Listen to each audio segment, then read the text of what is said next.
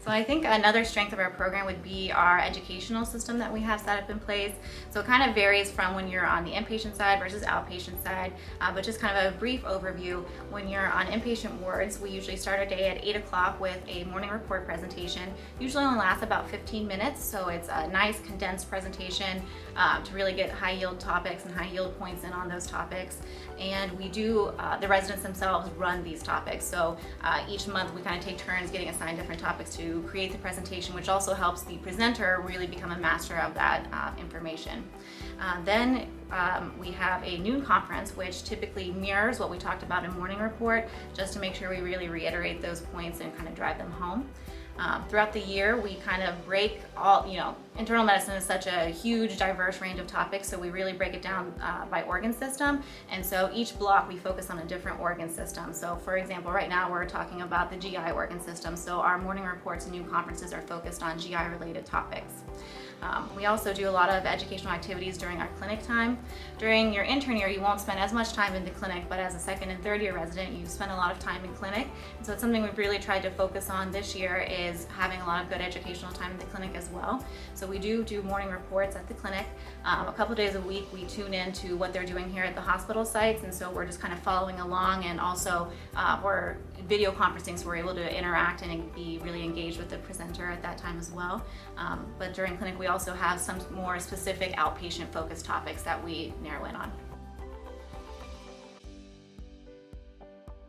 Outside of our morning reports and new conference time, we do have a dedicated didactic afternoon. It's our Tuesday afternoons every week. And so the way they have it kind of structured is, for the 4 weeks, we kind of have a designated topic for each of the weeks. So one of the weeks will be our clinic meeting, and so that's usually kind of focused to bring up any questions, concerns, or things that are going on at clinic that could possibly be altered to make our patient care experience a little bit more smooth. We also do some educational topics during that time that are, again, more ambulatory focused.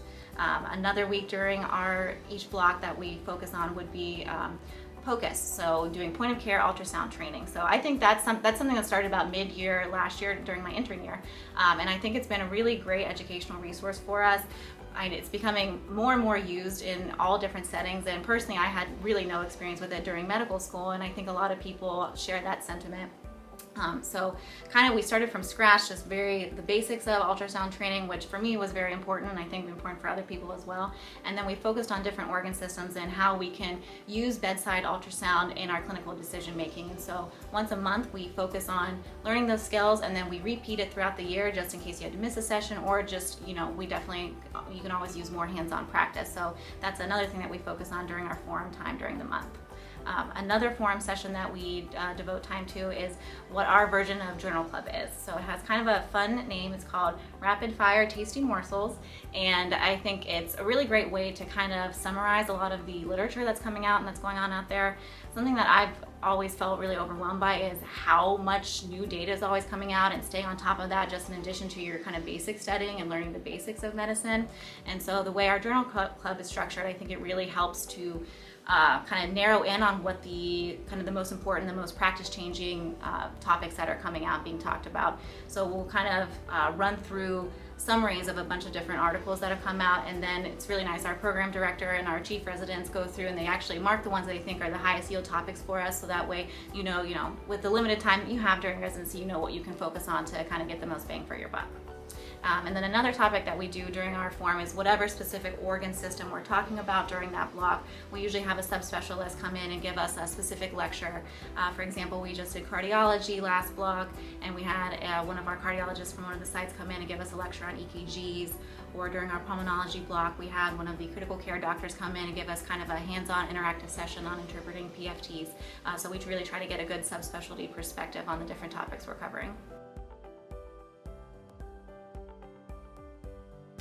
So when I first got here, there was not formal ultrasound training in the program. Like, we got it clinically, but there was nothing formally where we had didactics and learning about ultrasound.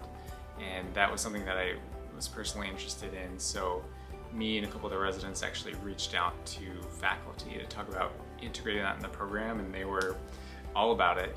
They were happy to not only start it, but help us kind of develop and maintain the curriculum ourselves. So that was a really cool experience to be in that sort of curriculum development role. And then on top of that, we actually made a research project. So we got a lot of faculty on board to help us do a pre and post curriculum analysis on how things were going. And now it's a formal part of our curriculum. Every 4 weeks we have an ultrasound workshop.